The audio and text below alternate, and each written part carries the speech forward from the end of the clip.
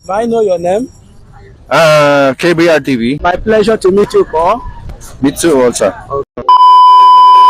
Gusto ko sanang maimbitahan ang ating mga kababayan dito sa Pasay City, dito sa may GSIS.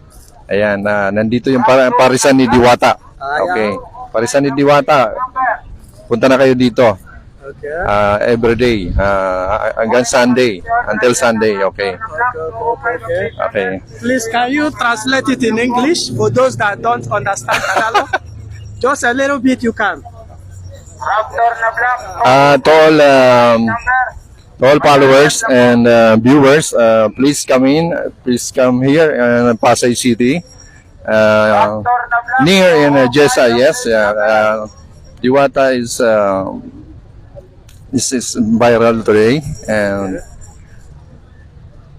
come here and enjoy eating. Okay, that is so nice. Yeah.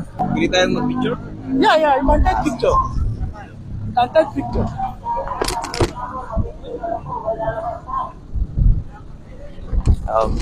Yeah.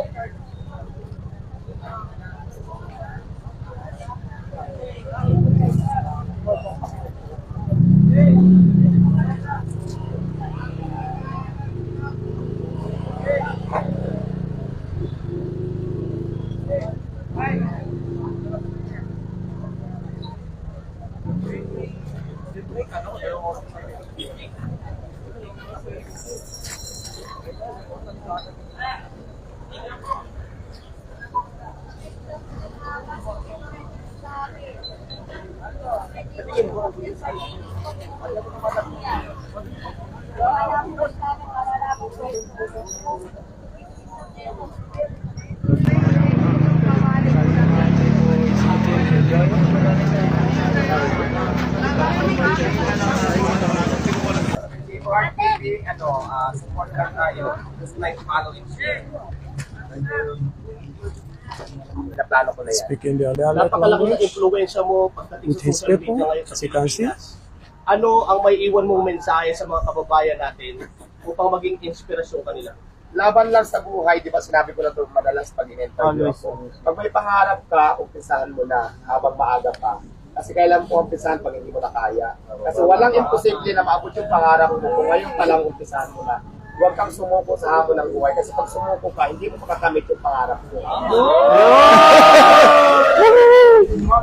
Wala, ano lang, simple lang. Lights off, lights on. Parehas.